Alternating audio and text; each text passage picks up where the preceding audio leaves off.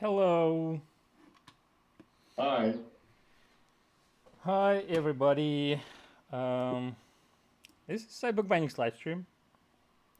Surprisingly, we're keeping our weekly schedule as of recently. This is quite amazing. Today we invited our researcher, Friedrich Sommerfeldt, to join us to talk about a topic that we wanted to discuss for some time already. I think since we started this podcast. Hello. Several years Hi. ago. 4 years ago. Hi, everybody. And I have echo because somebody somewhere. Live stream. Surprisingly, we're keeping our video started. Our own video started. Whatever. So yeah, 4 years ago, and that's the issues of copyright in book arts.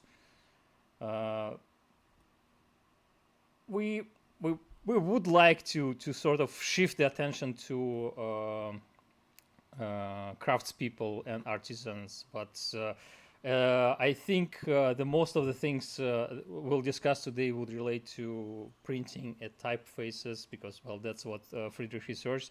Pavel and I also have some stuff to add, so well, hopefully it will be interesting not only to printers, but also for, I don't know, bookbinders and book artists as well.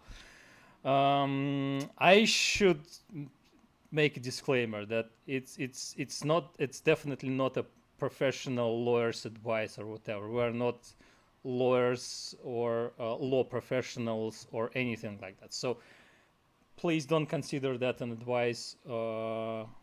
That's just musing of people who are in the book arts, bookbinding, printing industry or tangential to it and have some experience with that and did some research about it. If you have some pressing issues related to copyright or using copyrighted material in your work, please contact professionals, lawyers, and ask them what will be their opinion and advice on that matter, especially as copyright laws are a bit different in different countries, and yeah, that may be an issue as well. So, with that disclaimer, I guess we're ready to start. Pasha, Friedrich, I guess Friedrich will be the first one to go. Yeah, yeah. I mean, with this disclaimer, I guess you already mentioned like the most important thing or things. Okay, that's it. Goodbye. No, just like saying that the law is different in different countries, and it can be rather complicated to see through all of that and to understand all of that. I will just be covering the basics, what to look out for, basically. And um, my main focus in researching was my own country of origin, Germany, then the UK, where you live, Yeah, thank you. and yeah, and then the United States, because I think that's like just a That's big the largest market. market, yeah. And also these three are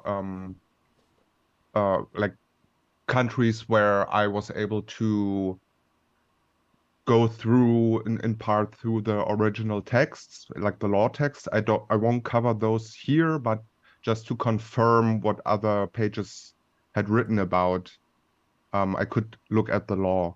Mm-hmm. And yeah, just to start off in terms of fonts and typefaces, there's we have to note that there is a difference in terms of law, not only in typographic terms. A font is considered basically the file on your computer, and it's protected by copyright at least as a software. So the coding, like how the letters are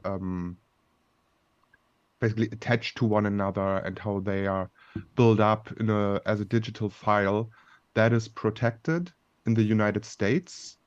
But in the United States, the design itself of the letters is not protected because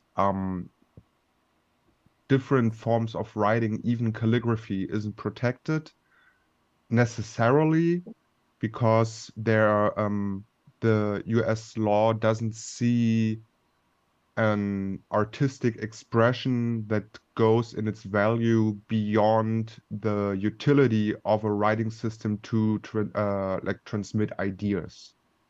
A similar case can be made in Japan, and I think that's because after the Second World War, the US had a great influence on the Japanese law, in some regards. And yeah, so that's the case with the US. And in Great Britain and Germany, for example, the design itself of a typeface, which also would be the wooden letters that you bought and that you sell, the design itself is protected, but only in the UK or maybe just England. There's also some differences Between between the Ireland, different Wales, and Scotland, yeah. yeah, sometimes they align and sometimes there might be differences. They are protected, the typeface, the design itself is protected for 25 years since the first use or the first production. And then after 25 years, a digital copy, for example, can be made. If you start with a digital file, it already counts as a software. And the original design is protected by the copyright basically as a separate case. And that for 25 years. For software, the law is a little bit different, and I didn't look too much into that because I was focusing in my research on the question if you could if you could add or fill in the gaps in the types you bought. Yeah, that was something we discussed months ago. That, for Yeah, example, and if I buy a vintage wooden type, would it be possible for me to well, obviously for personal reasons it would be easy and possible for me to replicate as separate letters. Well, from the technical perspective, maybe not so easy, but from the law and use perspective, and then probably I can use it without any issues. But if I want to sell it, if I have an incomplete set of letters of wooden type, for example, and want to make it complete and then sell it, that in my mind was raising some flags and could be possibly an issue with copyright and stuff. So that's from where this discussion started with Friedrich. yeah, I and also wanted to add something, that this discussion of type and fonts is also probably important to at least some of the bookbinders or people who make books by hand, or people who, for example, make bindings of fanfics or something like that. Because if you decide to use some font which has some restrictions on its use, and then you decide to sell the books you made, that may be an issue in this situation, because if you don't have a license for selling the objects made with these fonts, that's copyright infringement. So that's a problem. Usually nobody cares when it's low numbers of produced books or something like that. But still, it's better to be on the safe side. And there are free fonts, and so yeah. yeah. Yeah, and how to proceed.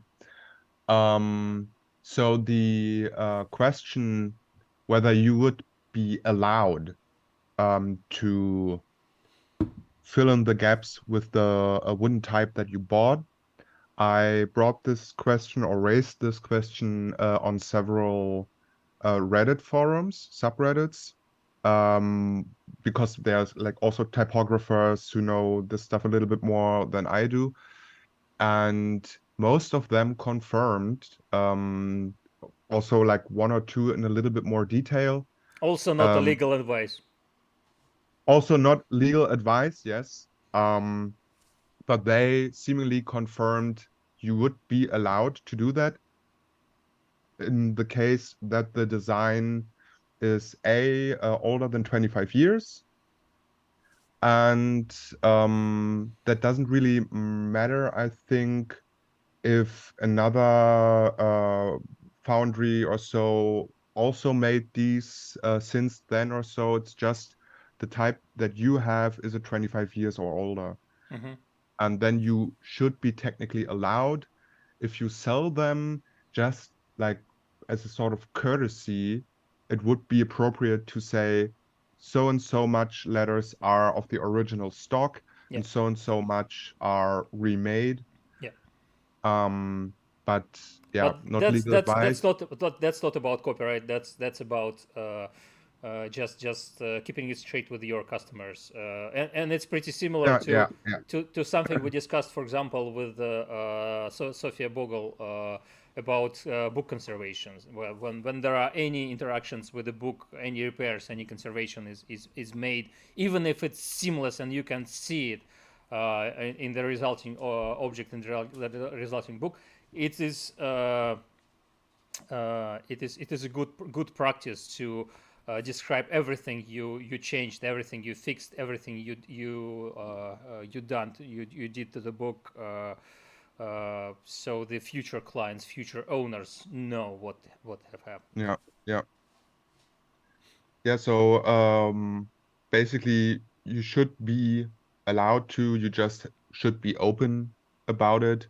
And the other issue was that people were more questioning, like, how would you even achieve this? Would you even like redo those letters? Maybe those that you are missing, or like on a just technical level. And I was like, that's at this point not the question. Before we want to start this project, we just want to know Yeah. if we are clear about it. Yeah. But it looks like it, not legal advice, but it looks like it that it should be fine. Also, you have other companies that do this kind of thing, but they make complete stocks of wooden typefaces, and from what I've seen, they usually use older designs. They don't use current designs that are still protected. Yeah, well, there are plenty of 100-year-old typefaces that you can use and replicate, and just don't care about the consequences. I also wondered. I don't know if you will be talking about this in the future. I mean, later today. Please stop me if you plan to do that. But I also wanted to stop a bit on that time period, 25 years, because there are some differences, and some of them are also important to the topic of book arts in general and bookbinding and using imagery in your bookbindings, because as you mentioned, this 25-year period starts from the moment the typeface was created, which is an important thing to do. It is different to different types of objects, like, once again, software. It's different for software. It's different, for example, for periodical prints, so like newspapers or magazines. So for these types, for articles published in newspapers and magazines, in many countries, not in all countries, again, it's different. The period starts from the date of publication and lasts for several decades. Usually it's like 50 to 70 to 80 years from the date of publication. But if it's a separate object authored by one person, for example, like a book, then the copyright lasts from the moment of the death of the author for example, for 70, for 50, for 80 years, again, depending on the country. And as far as I remember, in the United States, they have the longest length of copyright after the death of the person, thanks to Disney. Mickey Mouse law. Yeah, Mickey Mouse law. They spent a lot of money and effort and lobbying on extending this copyright period to keep Mickey Mouse copyrighted. And finally, this year we finally got to the point where Mickey Mouse isn't copyrighted, but there is a catch because only the first version of Mickey Mouse isn't copyrighted anymore. And then they after they call it Steamboat Mickey. Steamboat That's Mickey and Steamboat Willie, I think. Yeah. And like the name Mickey Mouse is still protected. Yeah. Firstly, the name Mickey Mouse protected. Then all the later versions of Mickey Mouse are protected. For example, this first image or how you call it? This Iteration, first design, yeah. He doesn't have gloves on his hands, and that's one of the things. So you can replicate Mickey Mouse without gloves in his original trade, but not any. But once again, it's so. You should be mindful about these periods of time that the copyrights are lasting, and check in your country, in your region, what are the laws for this specific type of material. And that's the point I wanted to make. Sorry. No, that's perfectly fine. And yeah, I think in Germany, for example, this law with authors and the author's death, it's 70 years, and there was a like Vienna agreement or so. In German, it's called Wiener Abkommen, which was like the one place in which like copyright laws were formulated for I think all of Europe or so, and they agreed on 50 years, but it's still possible for different countries to go over this agreement. So 50 years is like the minimum, and other countries can say like, okay, we want to have 70 years or so. And that's only for like arts, pieces of art or of literature, stuff like this. And typefaces don't really fall under that category. Maybe because they are perceived as a writing system, and within this writing system, they serve a utility that is, like I mentioned before, the transferal of information, of knowledge. So you can't really protect it, or not as harshly as an idea itself. And I mean, with the images, it's a little bit different.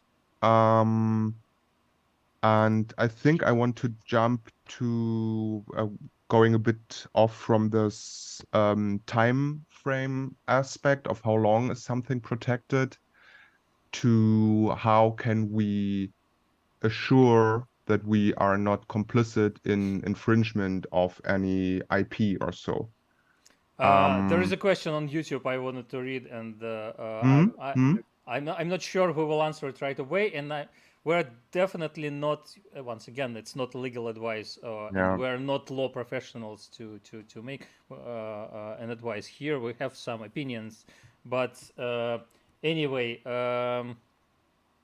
Also, that's a good moment to say that if you're watching us and if you would like to share from where you joined us, please tell us. It's always interesting to see from which countries, which cities, towns, villages people are joining our live stream.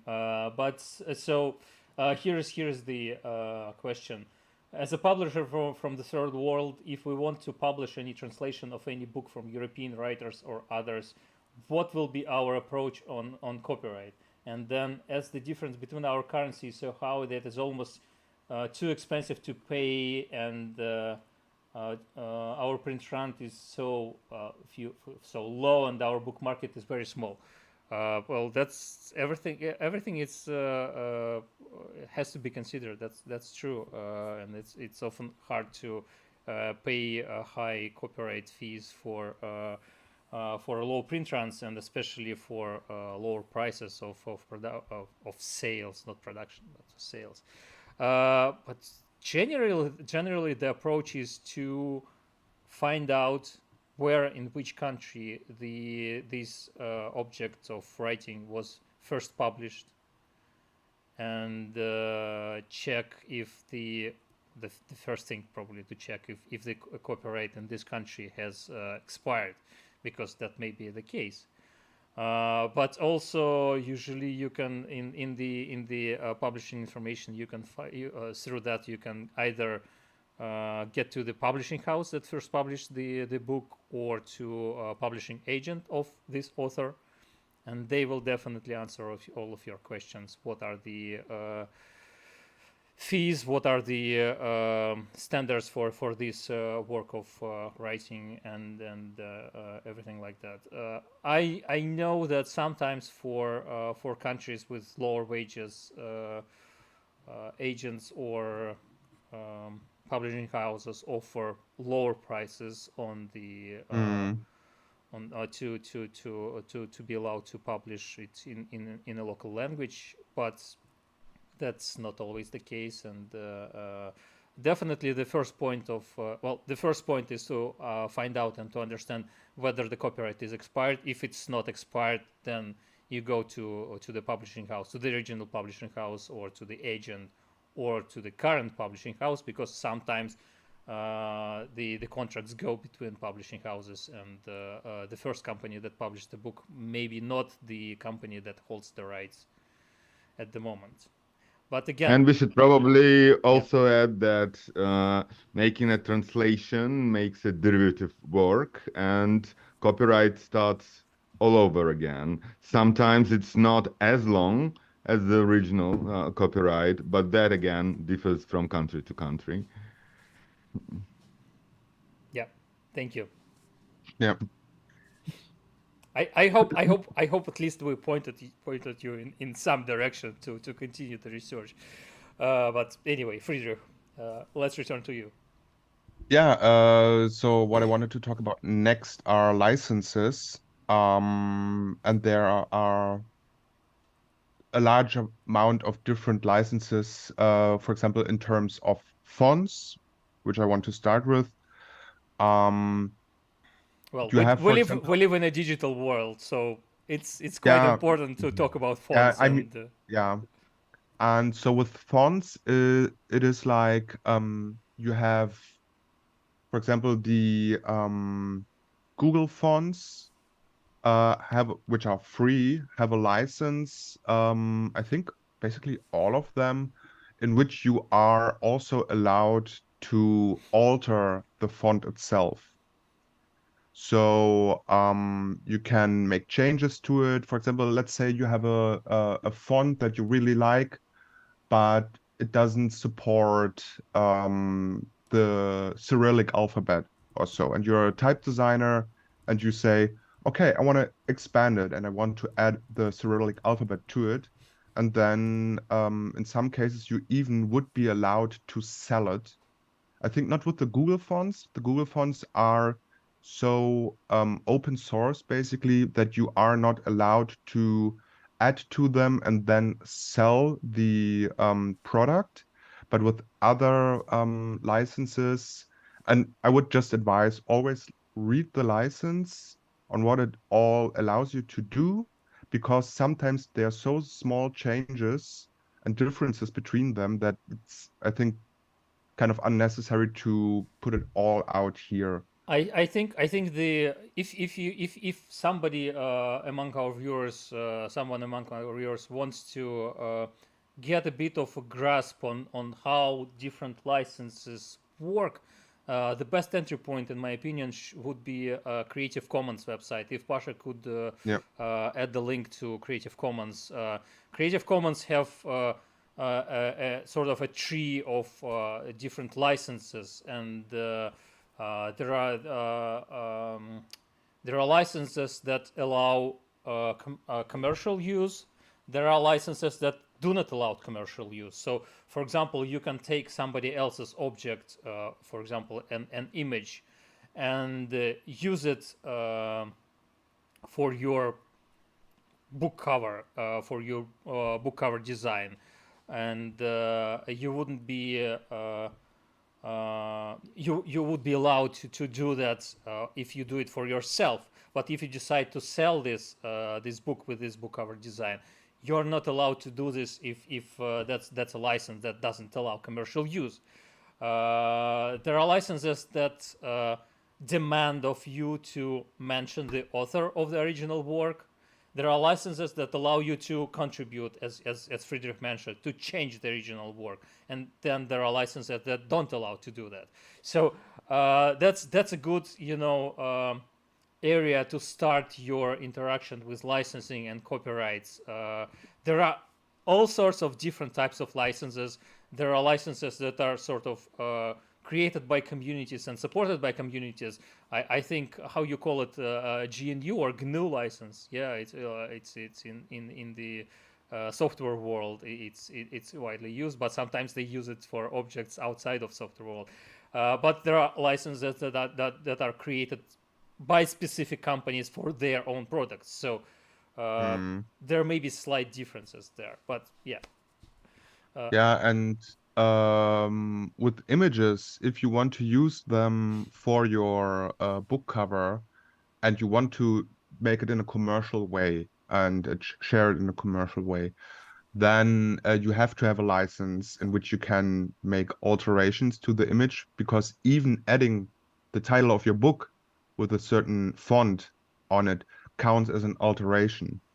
So I don't know if like there are sometimes books that have like a frame around an image and Yeah. then the text, the title outside of it. Yeah. I don't know if that counts as an alteration because you put it into a different context. Yeah. And I think you would be on the safe side to have an image with a license that allows you to have to make alterations to it. And another tip that I found, if you have someone, like if you say, I'm not really a designer, I can't really design my own book cover, so I hire a designer online. You can do two things to be on the safe side. You can ask the designer if he selects the sources from which he designs the book cover for you. You can ask him or them rather, what are your sources? Can I check them? Just so that you double checked is the license or are the licenses for every image that I use or that are used in this design and the fonts and everything, are they in order so that I can use them in the way that I want to? And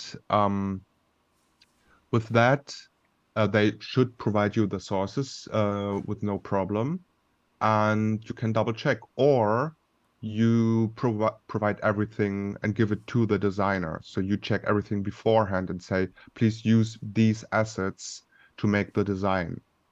And I mean, it can be a little bit of a back and forth, like maybe he wants to add something that you didn't incorporate at first to make the design a little bit more round. And yeah, but make sure you have the licenses that allow you to do with this work what you want to do.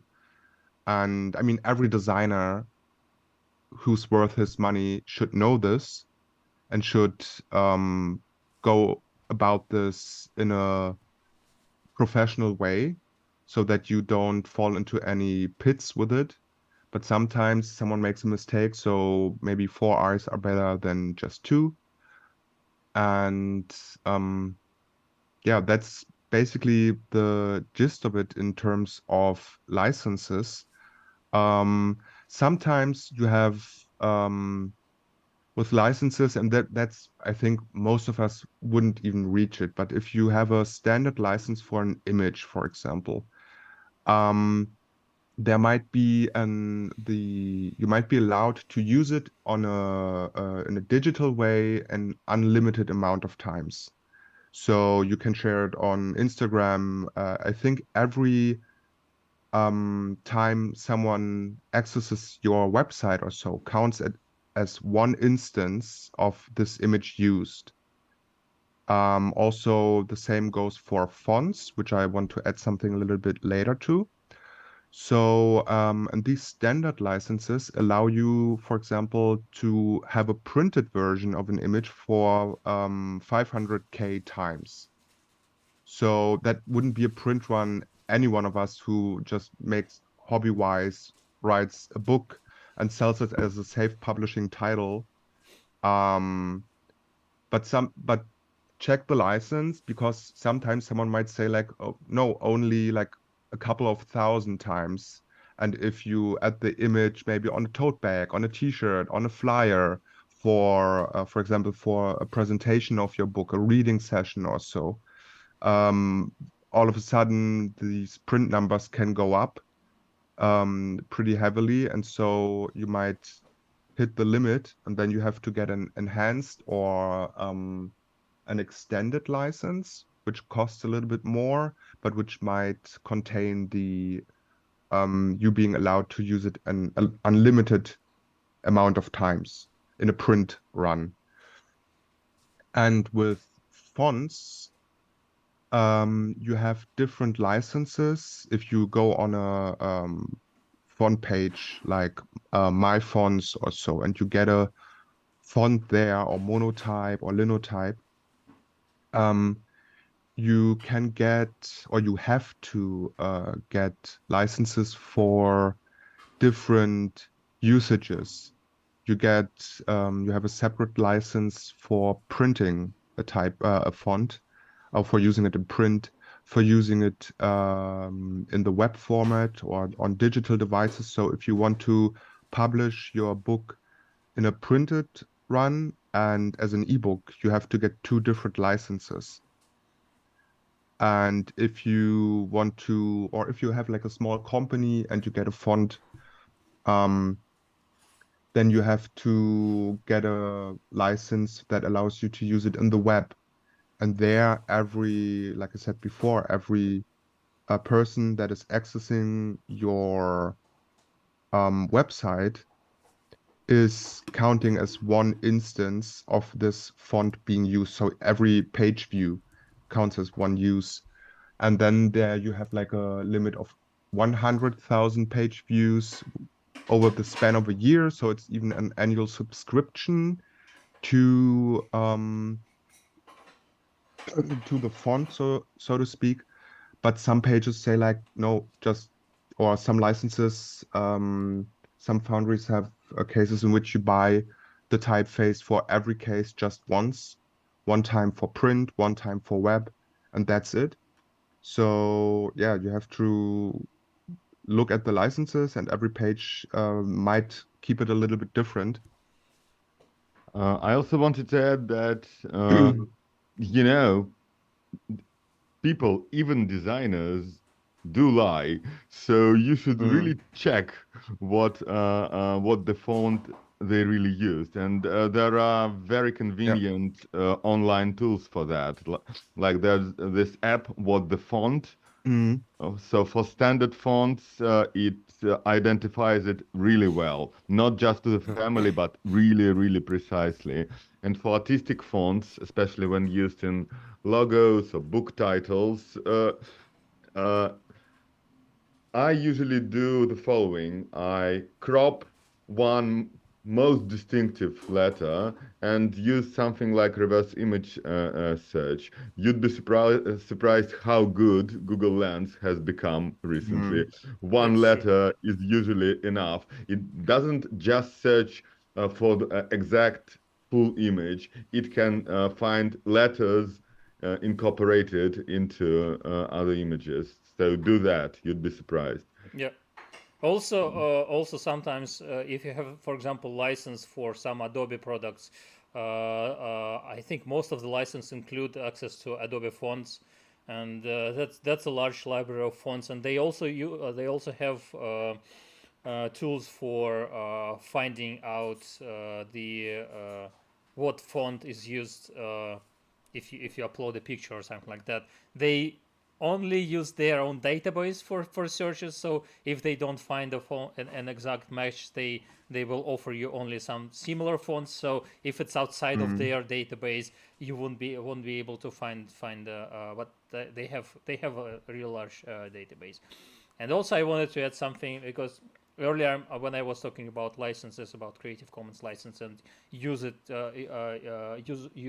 this license for, or use of objects of art in your own work, in your own projects, I don't want it to sound like you only have to care about copyright when you are, planning to sell things, and you can forget about it if you do it for personal stuff.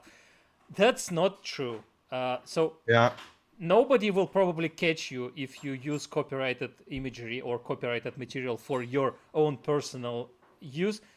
However, they can catch it if you download it or stream it, for example, if you use peer-to-peer networks or something like that. But it's also an infringement of copyright. So you have to be mindful about using copyrighted materials just in general in your work. Probably they wouldn't catch you if you do it for yourself, for your own use, or I don't know, you will gift it to a relative or whatever. We don't recommend to do it if you are not allowed to use this copyrighted material. But anyway, I've heard of cases when print on demand of copyrighted works was caught in the process, and the person was slapped with a case, with a court order, because they printed more than one copy. Like you can, even one copy is somewhat gray zone, gray zone. But if you're printing 10, that could be automatically detected. Because there is also another concept probably we need to mention. Maybe Friedrich planned to mention it a bit later. It's fair use. I don't know if you wanted to touch upon it. Come again? Fair use. Fair use. Not especially. It would come up along the lines, but we can talk about it now. Okay, I'll just say a couple of words about it, because firstly, fair use is an American concept, is a concept in the US that has its influence on other countries and regions, and but originally it was originated in the US, and it covers some allowed use of copyrighted materials within some specific environments. For example, for teaching or for commentary or for reviews or for satire, some aspects of satire, which comes under the umbrella of commentary. But it's really tricky, and sometimes you can get sued even if you are absolutely sure that your use of material was covered under the fair use umbrella. And once again, it's an American concept that translated somewhat in some different regions. So if you want to sort of follow the idea, the how to say, duch, Pashak, the spirit of fair use in your own country, you should check what are the approaches for the fair use in your country, in your regions are. For example, I just checked Wikipedia for United Kingdom. In the United Kingdom, it's called fair dealing law. So fair dealing is a legal doctrine that provides an exception for the nation's copyright law in cases where the copyright infringement is for the purposes. It's still considered infringement. You see, the copyright infringement is for the purposes of non-commercial research or study, criticism or review, or for the reporting of current events. So news also works, sort of. So it can be fair use if you use some copyrighted material in your work, but it may be not. So once again, if you are unsure, please check with a lawyer that can give you who can give you a professional advice on that matter. Sometimes it can work, but not always. And if you are posting images or videos of such works online, it's almost always the US law Yeah. that applies. Yeah, Like because on YouTube, in theory, fair use is applied. yeah, But theory is good in practice. Practice differs from theory quite a lot. So unfortunately, we live in a world like that, where when you can incorporate an image in your work that comments on the original work in a substantial way. But if you're a small creator, probably nobody will care what you say if the publisher of the original work thinks it's copyright infringement. yeah, yeah, yeah. Oh, it got sad real fast. Friedrich. Well, No, as it was, happens with copyright. I was just looking if there's like, I mean, I know that there is something similar to the fair use law in Germany, but it's basically just the, let's say, yeah, the limitations and exceptions to copyright in Germany. So, like, for example, quoting a work when you write a paper or so on a novel, you have to be able to quote it.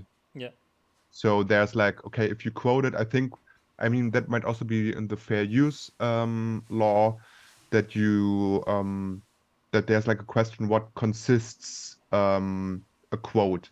So if you have like 3 paragraphs that you want to quote without intersecting your own thoughts, then it might not be a quote anymore. It's just like reproducing a part of an original work. And so you have to intersect maybe a certain amount of text with your own thoughts, your own commentary. And yeah, but I mean, I think that is a little bit maybe outside of the topic for today. I think talking about copyright for everything that in terms of the book would be necessary to look at everything, like, okay, what would be the law if you want to maybe sell your own fan fiction, which wouldn't really be allowed because it's a derivative work of an original idea. yeah. But some stuff, Unless it's fan fiction of something that's for which copyright has expired already. yeah, that's what I wanted to say exactly. Or if Sorry. you if you rename the characters and make them people instead of vampires. Say, just a hypothetical example. Yeah, I mean, could happen, right? Yeah.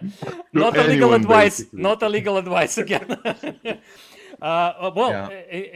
in general, so the sort of the main idea or the main what we wanted to achieve with this today's talk was to attract attention of craftspeople, of bookish people who are already using, for example, imagery in their work, imagery created by other people, or plan to do that to this issue. Because my experience shows that a lot of people do not know that it's an issue. Yeah. And they just, I wouldn't say that some people don't care about it. That's absolutely true. There are people who don't care about any copyright issues, and they think that it wouldn't be there. For example, I'm a seller on Etsy, and I follow, for example, a subreddit on Etsy, and amount of situations, cases where people are selling, for example, some stickers or 3D printed stuff that uses imagery from Star Wars, or I don't know, some other Disney. I think it's already this moment in time when everybody should know that you better not infringe on anything Disney, because they are going after 13-year-old kids who made some stickers or whatever, and they get aggravated that Etsy deleted their shop or something like that after they were selling thousands of stormtrooper design 3D printed I don't know, coasters or whatever.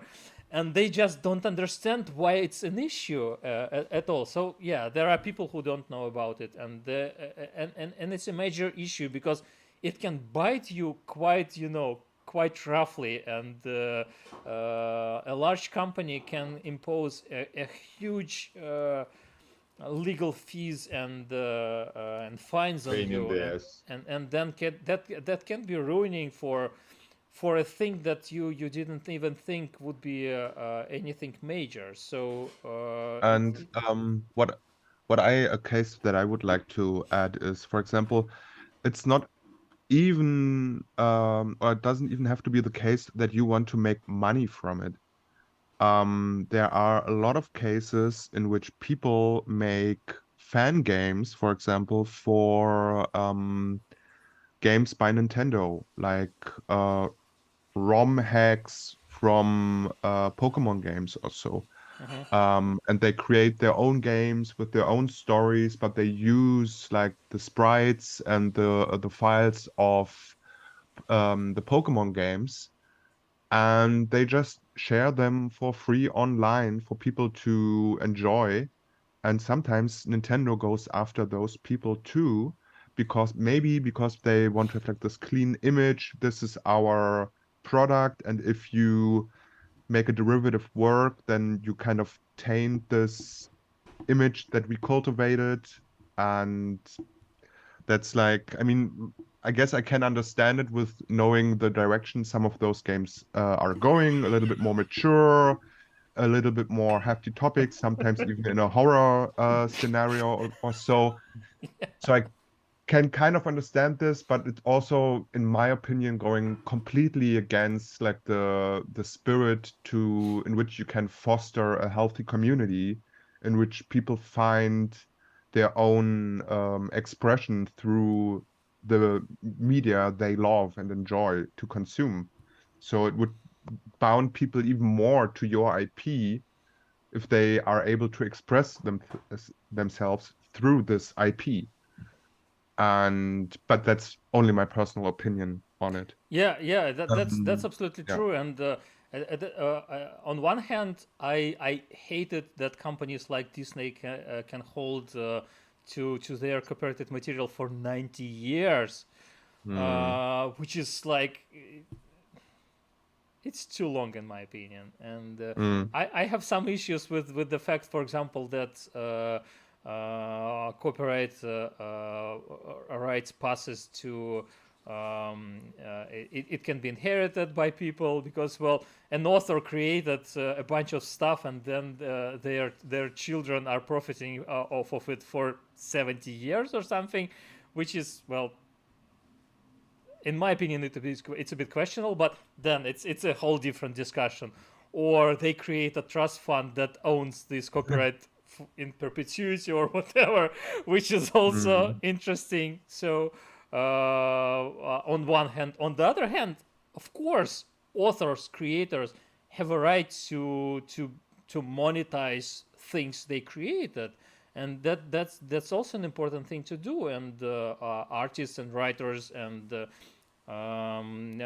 typeface designers, they need to live off of something and to earn mm. money in some way. So copyright is important because of that as well. So there should be some balance where Disney is definitely not the good guy. Yeah. But And yeah, sorry.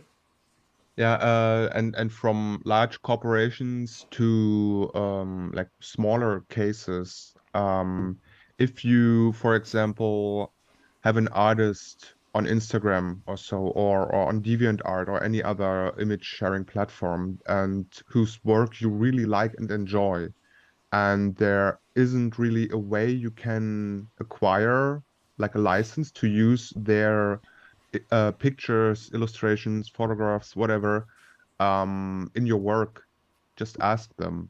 Yeah, If they don't yeah, have, that's right. Thank you very much. if they don't have like a management or so that you can easily find, or like maybe someone who like yeah, if they don't have a representative who deals in such cases, just ask themselves, hey, would it be possible if I either can I just use them and just like for example, just like put your name in the book, like saying like, oh yeah, the illustrations were made by so and so, or do you want to have a fee for every picture, or maybe you're planning on selling those and you make a deal with them that they get a certain percentage of the amount of money that you make from it. Yeah, but Like usually you just can, start with asking if they can yeah, allow it for free, because for many, not the large artists or designers or yeah, whatever, if you approach them kindly and tell them, I have this small project, it's the margin is very low and almost no profits or whatever, and I would like, yeah. I love your work, and I wanted to ask you to give me permission to use this work. Would you allow me that? If yes, what are your conditions? And Exactly. Yeah. that's the case with me, because for example, iBookBinding's Instagram account uses a lot of material created by other people, by other printers, bookbinders, paper makers, whatever. And I always approach people, and in 95% cases, these people tell me, yes, of course.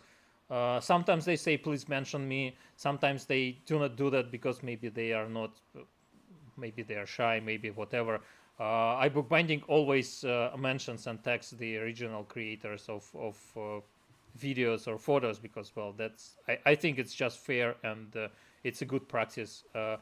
But that's a bit different situation, because we sort of do not profit from that directly. We profit from our Instagram account because it leads people to our shop, and then we sell stuff. But if, for example, I post a video of paper making or something like that, I do not really profit directly from this video. But yeah, approach them. In our digital world, it became so easy to approach so many different people and creators, and just ask them. In most cases, they will allow you under some conditions. In some cases, they won't allow you, and that's also okay. That's their right. And then you can find some other artist who will allow you to use their material. Yeah.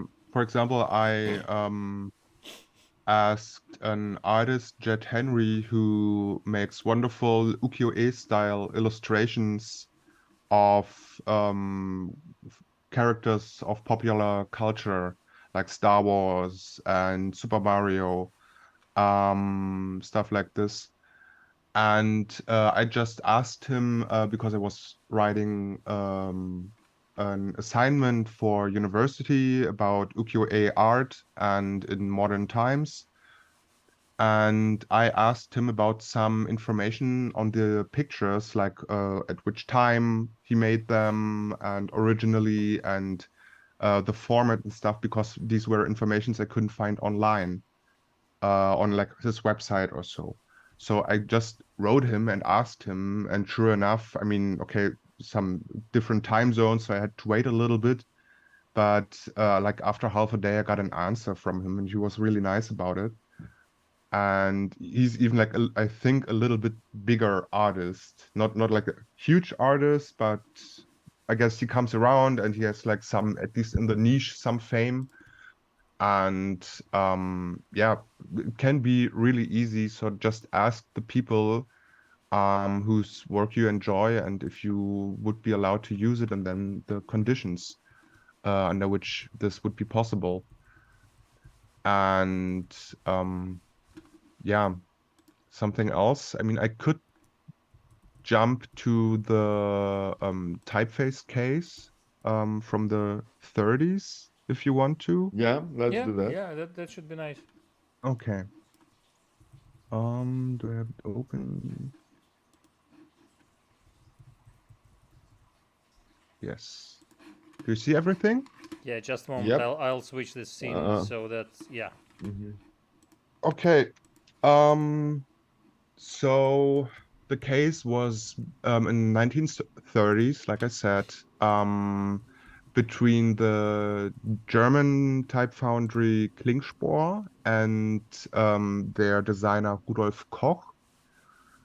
who designed a typeface which was called Koch Antiqua, basically Koch Serif, or yeah, Koch Serif. Koch is his own name, so don't have to translate that. And then the American type founders who made a typeface which could be said was derivative of the Koch Antiqua, the Rivoli, which is, do you see the cursor? Yep. Yeah. Okay, great. So this is Koch's typeface, and this Could you please wait for a minute? I'll try to switch to a different scene so that it will be bigger. bigger. Yeah. Yeah, just a moment, because yeah, I need to do something. No problem. Yeah. Just a moment, and I hope all our viewers will wait with us for a moment. And when you say types, these were actual metal types. Hmm. Mhm. Yes. Yeah. So It's long before any sort of digital. I mean, the original design by Koch was between 1960 and 22, and a little bit later, the design by the American type founders. So, okay, yeah. please continue. I'm almost done, and it's okay to continue talking. Okay. So I think the issue was that the design by Koch was also sold in different countries under different names. In the US, it was under the name of Eve. Um, and so the two type foundries were basically competing for the same market. And the American type founders came out with a really similar design. You can see differences between the two. Maybe I can zoom in. Like you can see that there are sharper edges, like the lines are seemingly a little bit broken in the American design. In some cases, like with the B, you don't have the serifs like here on top of the letters, and no serifs at the bottom. And you have like a little bit different design in the capital letters as well. So I think even by today's standards, this might have not been a case because they are really not that similar. But that was only during the time when the first sans serif faces like Arial, Helvetica came on the market. And there have also been cases, lawsuits, or maybe not lawsuits, but like accusations of people just copying the work of others. And with typefaces that are far more, or from an outsider's perspective, far more similar to one another than these two. And in those cases, sometimes was just like the hook at the end of a small A or so that was enough to say like, no, those are different. Those have a different character to them. But in this case, what is noteworthy is that the American type founders accused Koch of having copied a design from a 1600s book by Weiss, and like a book of different designs for lettering from made in woodcut. And they in a magazine where they presented their case, presented this design. But this design isn't actually the design from the book. This is the page from the book. And if we look at it, like we can see that the N is a little bit different. We also don't have serifs really, just like these small, a little bit thicker N's, Interesting. which aren't really like really muddy serifs at best, not like these thin lines.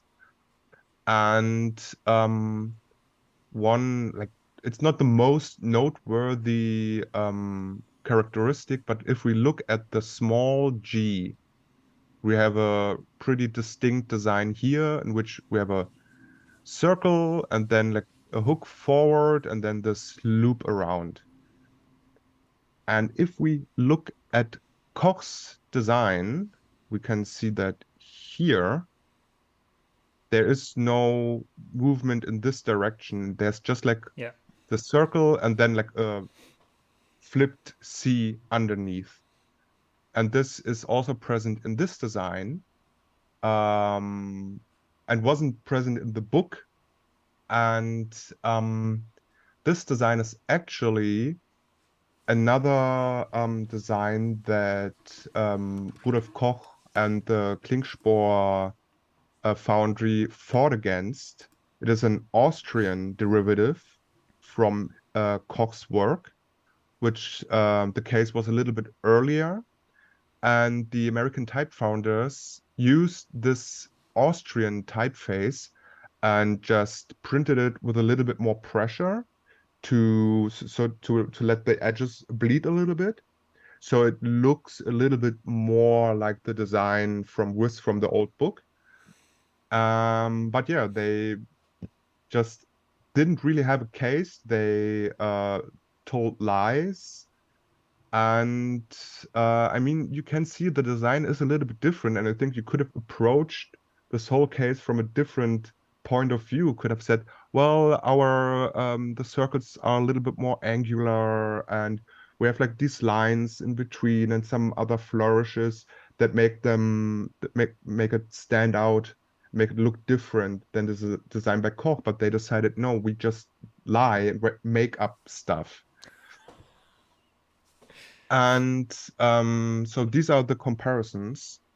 And if we look at this is maybe not the original design, but Rudolf Koch's first sketches for this typeface were made in a hospital during the First World War. And he wrote some verses from by Homer, and basically this design this is from I think 1916, and it is said that his original designs were made in 1915. So maybe this is either it's the original page and the book is just wasn't really sure about the time when they sourced this page, or like there's like a little bit confusion with the timing of this sheet of paper. But yeah, this is his design for the normal typeface. You can also see the design of the small g's already, like these with this tight attachment. And here is the design for the cursive version, which also has like these added lines, which the Rivoli typeface basically copied, but in an upright fashion. And yeah, all these designs and the cursive or italic design was also produced before the Rivoli typeface. And then that's with a little bit more detail, just in case I couldn't zoom. That's the set typeface with smaller or shorter ascenders. There is also a version in which the ascenders are far larger for like headlines and stuff like this. And this is from a specimen of the Rivoli typeface, in which you can see the similarities between a lot of letters, but still like the angular or more angular design. And This is another design which is called Paramount, which was to extend the design by adding typefaces with larger weight that the design by Koch didn't include. And here you have a different design for the small g. And why I'm so hooked on the G is because it's basically one of the key design letters typical for Koch's typefaces, at least the like the Latin ones, the sans serif and serif typefaces. Here it is used with in a design for promotional material for the Kabel, which was a sans serif typeface by Koch.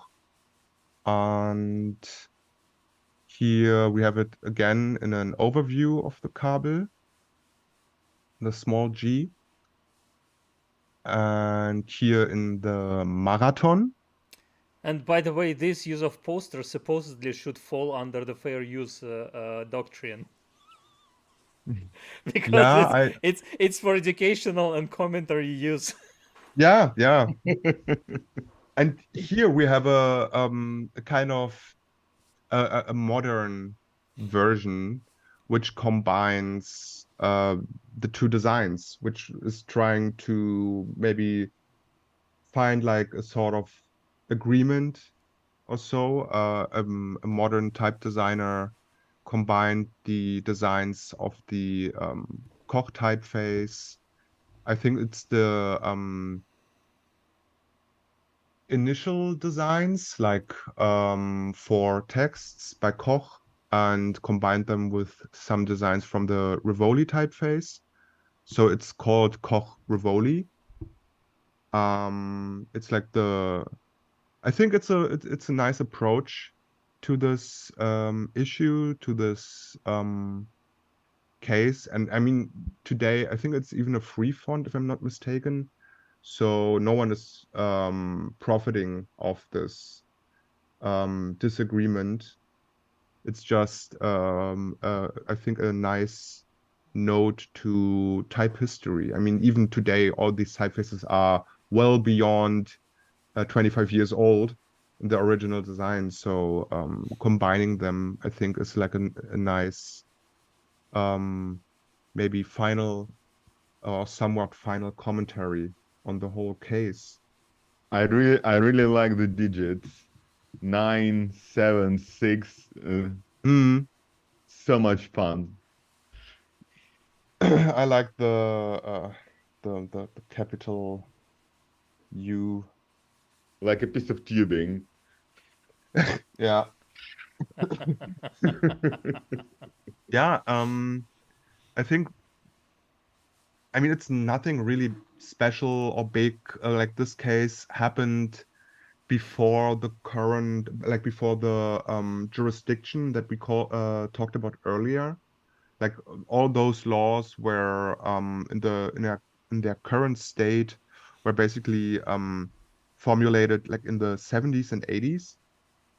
And the different countries, of course, there were predecessor laws, but I think in the 70s and 80s, the upcoming digital devices and stuff like this, I think it was a rare case in which a law was made maybe in advance rather than in hindsight, like when it's already too late. Like, oh yeah, there will changes are on the horizon, and we see some already now, which are not the straight like, oh yeah, we have let type, and so something is different, something is changing, and we need a law to understand what is happening and how we can protect the producers.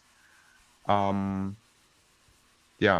and but I think this case, I mean, I just like it because Rudolf Koch is one of my favorite calligraphers and typographers, and maybe we'll find another time where we can talk a little bit more about his work, because like I think in the English language sometimes his legacy is a little bit overlooked.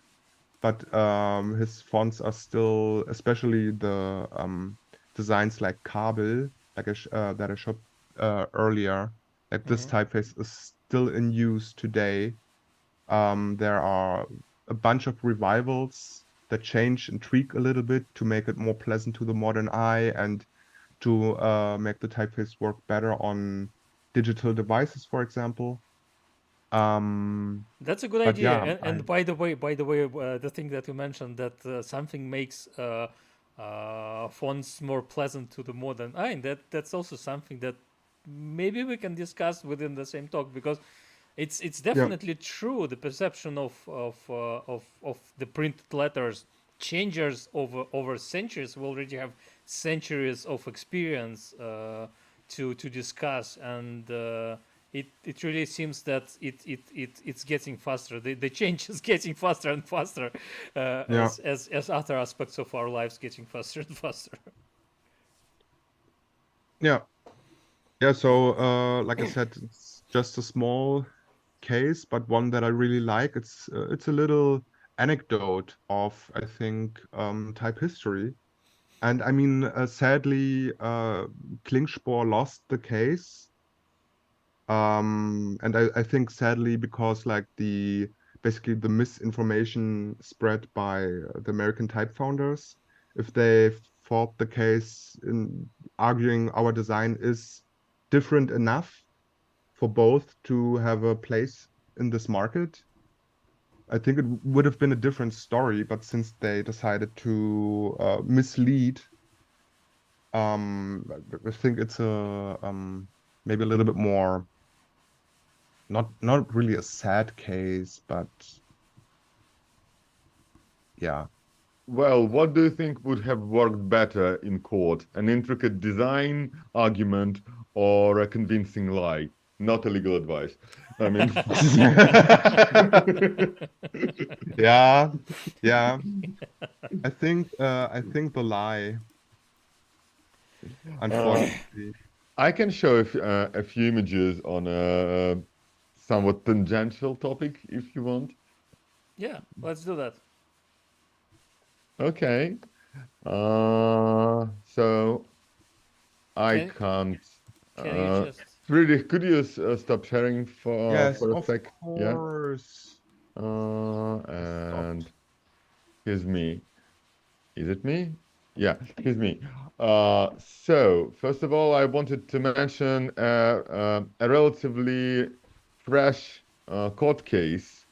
I think some of our viewers may have heard of it. It made a splash about a year ago. When was it? In 2023, I Yeah. think.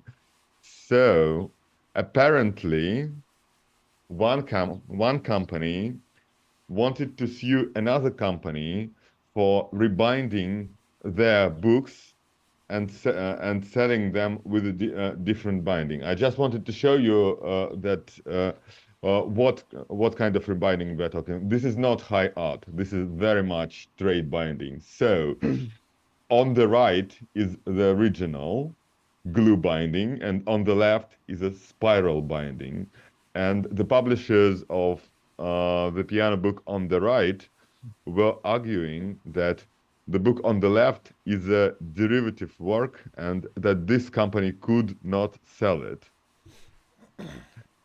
So they sued, and now we know that rebinding a book does not make a derivative work. At least The from the court, perspective of the American court. yeah, and what the court said is really interesting to me. They said that these two books are the same book. Like, ontological status of that is somewhat doubtful, but for legal purposes in US, book bound differently is still the same book. So I just wanted to mention that. So keep it in mind. But Yeah, what I if really if the company that failed that filed that case would have won it, that would have some repercussions for lots of bookbinders. because it would be. Yeah. So good, good thing. So, but that's just just a small case I wanted to mention. What I really wanted to show you is two cases of another kind of legal complication around book bindings, because of course can not just infringe on someone's copyright, but they can also be forgeries. We don't often talk about it, but that happens. With Victorian books like Sangorski's, they've been forged a lot. Mhm. But the further back you go, the more pricey the bindings become. And sometimes, if you have a good old book, but the binding does not survive, and you want to add a couple of grand atop its price at an auction, you could kind of say it's a reproduction, or you could forget to mention it. So it has been going on for centuries, and I recently discovered a couple of cases I didn't hear before. Uh, and one of them relates to a topic that is dear to our hearts with Stepan. We mentioned that material a few times. So if you know what I mean, do tell me, Stepan. So first, I wanted to mention Theodore Haig, who was quite a master Mhm. of his trade. He worked in the mid 19th century. Not much is known about him, and he specialized in Renaissance bindings. He started as a restorer, and then bad company, need for money, and he started producing things like this. So this is a reproduced Medici binding in Florentine style, and I think it's spectacular, and it fools specialists for no, for decades. I highly recommend looking up his work. He is amazing. But I really wanted to talk about. Oh, here's another example of his work in a completely different style, but also Italian. What's that, like 16th century cardinals' hats, perfect tooling. I really like his work. Shame he had to make forgeries. So Theodor Haig, there's a lot of his work online. Go look it up. But I really wanted to talk about this guy. This is Cecilio Federico Ioni. I'm not sure about the surname, maybe Johnny. Ioni probably. I've seen a couple of his bindings in real life. I didn't know they were forgeries. Only 14 are known to be his, but he's known to have worked for like A 40 long time. years. A long time. Yeah. So probably more of them are tucked away in private collections and libraries. And let me show the sort of things that he did. He's Italian. I won't tell you. Oh, Stepan, try to guess which city he is from. So he was making things like that. Oh. Uh, He that's. or like that. Maybe this I'm looks blanking. They're inspired by what is it, Tavoletti, or how do you call it? Bicerne, yeah. Bicerne. Yeah. Yeah. So these are, well, inspired. Yeah. These are meant to be Sienese 14th to 15th century, and they were sold as such. And interestingly, uh, they haven't lost much in their price at auctions, even now that everybody knows what they are. They are so good. I God. I'll show you a few more from an auction. They cost like up to 10,000 pounds per panel, when original bikerners can be as cheap as that, but usually go up to 20, 30 thousand pounds. So, I mean, his work is recognized as as a masterpiece of bookbinding forgery. He's like the best of the best. He's unfortunately he's only exhibited, like when something becomes a known forgery, it's only shown in exhibitions of forgeries. So it's not shown much, but there's only 14 of them known. That's probably As another good topic for our one of our future talks to talk about forgeries. There are things to show and to talk about. Yeah.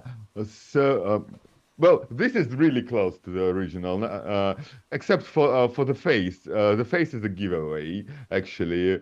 The 19th century people really liked forgers really liked those plump cheeks. Uh, uh, Perhaps it's not that they liked it, but the patrons liked it. Like someone who's not a specialist sees that and thinks, "Oh, what a pretty Victorian woman." Perhaps it's that. Sometimes he artificially aged his bindings, which is a shame. I'd really prefer that in pristine condition. But yeah, so this is a forgery of Buchanan's. We talked about them. I'll post a link to our previous talk, and I highly recommend the images. There was a big exhibition of this material back when I was in Moscow, and I hope to see all of it again in Siena. Oh, and how this got here, I don't know. Sorry. Mm,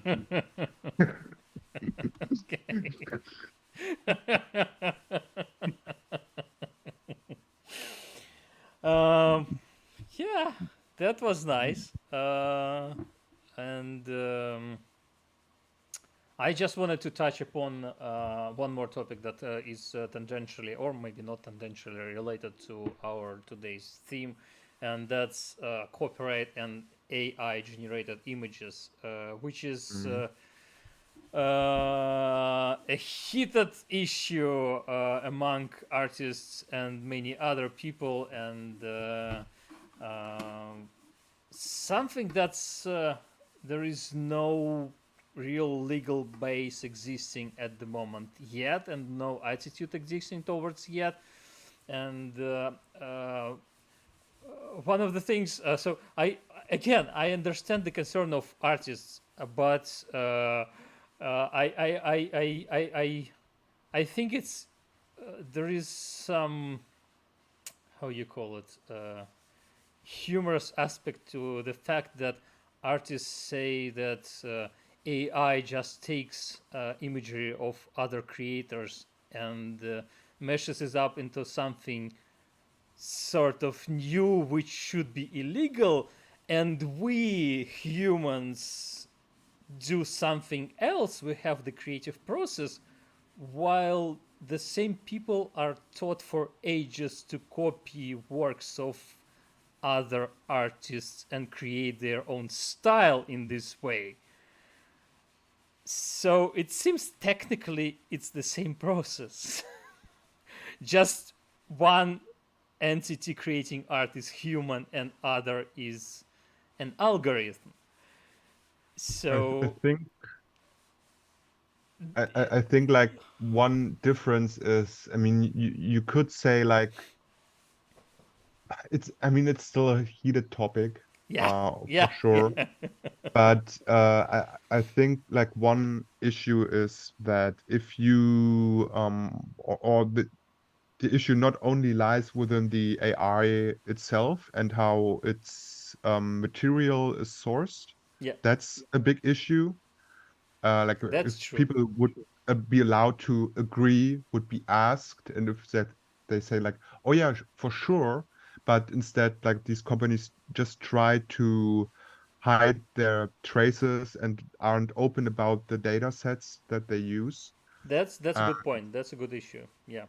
and they just like, oh, that's a living person, so we just say that our algorithm can't work with that. So we exclude the artist names, but you can describe the style of an artist and still come up with almost perfect copies of their style, even sometimes with like their signature still being intact. Yeah. I Yep. guess Yep. it might have changed by now, but like a couple of months ago, there were definitely still results like those. And the other thing is for the people who enter the prompt claiming ownership over the result, which Yeah. is like Yeah. you came up with a string of text and some Yeah. people wanting to protect via copyright their prompts. Yeah. And That's a that's major like, issue.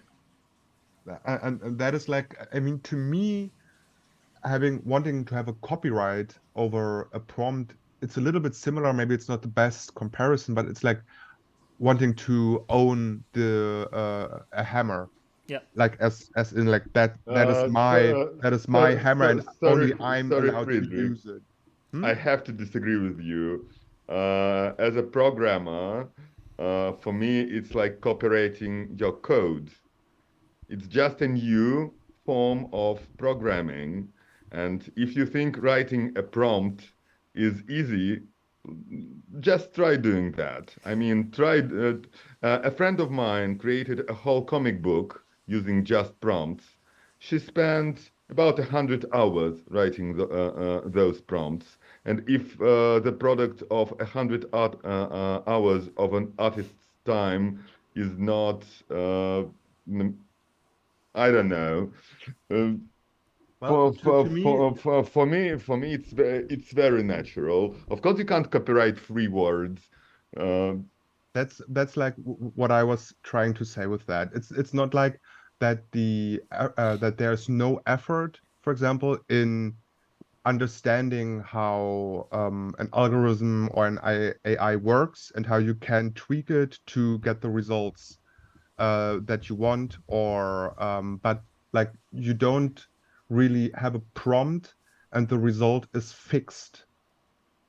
Like there will still be changes in the results, so you have like to put the generate push the generate button a couple of times until there's like the perfect version, and maybe then you tweak it in Photoshop a little bit, and that's not the same as coding, because coding is like the aim is to have a precise result basically, no, or more or less that it works. no, it's not. Generative graphics gives you different Yes, okay, results generated every graphics. time. Yes, okay, that's a different. That's if that is the goal to generate graphics, I'm that's playing something else. devil's advocate Yes, in yes, case for it's not sure, for obvious sure. yet. But to me, it's like if you write a code and you want to have it like within like an app or so, or you write a code section for a typeface that like says like, oh, when do you set ligatures or so, or when do you make like a hyphenation for something, then you have to work it in a precise fashion and in accordance with context and stuff like this. And if it fails at that, then it's basically not maybe a bad code. So you want to improve on that. And if you have an AI that you give like a prompt, and then by chance you come about the result that you need.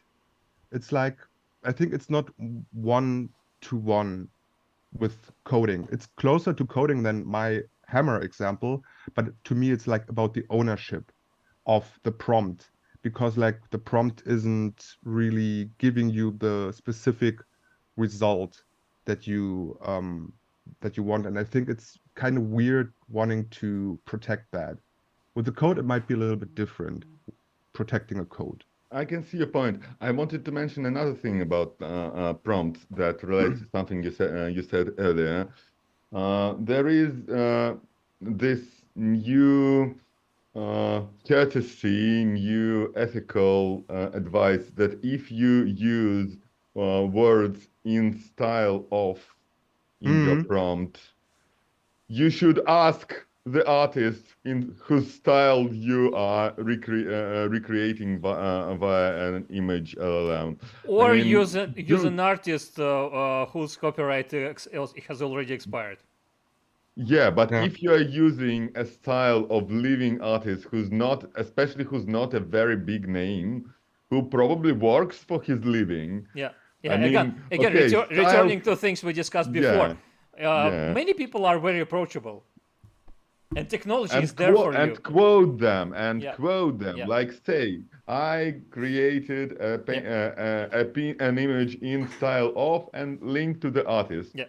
Give them back thanks. I'm pretty sure that style will never be copyrighted, and I'm glad about that. Mm. We've had enough of legal protection of things that shouldn't be protected, but it's just common courtesy. Yeah. Ask. That's true. And I also wanted to add that firstly, it's ethical to ask people whose work you use to inspire your AI generated content. I absolutely agree with Pavel. It's ethical to mention that you used AI generated content in your works, and it shouldn't be should be not only ethical. I think it should be mandatory to mention that because well it reflects how on social media I see a lot of AI generated content which is spread not as an AI generated content, and a lot of people do not understand that, unfortunately, and that we're living in interesting times, and it will get only more interesting and confusing in the upcoming years, that's for sure. Where AI is there for us, it wouldn't go anywhere. We will be using AI generated content. We used AI generated content for the thumbnail of this video, and that was sort of a point. I generated it with Adobe tools, and they supposedly source the material from their own bank of images, so it should be supposedly ethically generated. That's a major issue. There are no good answers there at the moment. There is some discussion. We hope the discussion will continue and will grow. Yeah, and I just as a final note for this talk, and I asked ChatGPT to answer my question about this issue. So I asked, are AI tools infringing on the copyrights of artists behind images? And I should probably mention that firstly, I entered another prompt into Bing search, and it was something like AI and copyright infringement. And Bing's AI generated this prompt for me, and I fed this prompt to ChatGPT because I like, and in the end, I like the ChatGPT answer better than Bing's answer. And then there is this answer: AI tools can potentially infringe on the copyrights of artists behind images if they are used to generate or manipulate images without proper authorization or licensing. Pasha, thank you very much. Copyright law typically protects original works of authorship, including images, etc. If an AI tool is used to create an image that closely resembles an existing copyrighted work, it could be considered a derivative work and may infringe on the original artist's copyright. Could be not. You should be careful about that. Similarly, if an AI tool is used to modify or transform the copyrighted image without permission, it could be also considered copyright infringement. Absolutely true. However, the legality of AI-generated or AI-assisted works can be complex and may vary depending on factors such as jurisdiction, as we mentioned before, the specific circumstances of the creation and nature of the AI tool used. Some argue that since AI tools operate based on algorithm and data rather than human creativity, the resulting work may not be eligible for copyright protection or may be subject to different legal standards. Also true, and in some jurisdictions, AI-generated work cannot be copyrighted. So, like in the US. yeah. And there are challenges around this. There are cases around that. Maybe it will change in the future, but it's an interesting situation. I think if you want to use AI-generated work, use it. If you want to create a book cover for your book binding, fine binding with AI, do that. but please mention that it was AI generated, and do mention if it was inspired by some other authors or creators or designers. Is it a good time to mention that the thumbnail image for this podcast was AI generated? I did that before I went on my long tirade. But anyway, yeah, it was. So if our viewers want to take out one thing out of this talk, I think it's that please check the licenses and check the copyrights and check if they are expired or not. If you want to take out two things, I would add that please be ethical around copyrighted, AI-generated imagery, textual, any other content. Please reach out to original creators. Oftentimes, they will agree to to accommodate you. I guess that's it for today. Thank you very much, Friedrich, for preparing for today's talk. Thank you very much, Pavel, for doing the same. I almost didn't prepare. I only used some AI tools, And But- thanks to ChatGPT, yeah. yeah, and being AI. Yeah, thanks everybody for watching. Thank you to all our future viewers. If you have anything to add, please comment below. And see you next week. Next week we'll be talking about acquiring a bookbinder studio and what does it mean. Thank you. So I'll be closing the stream. We'll stay here for 30 seconds or so, and then that's it.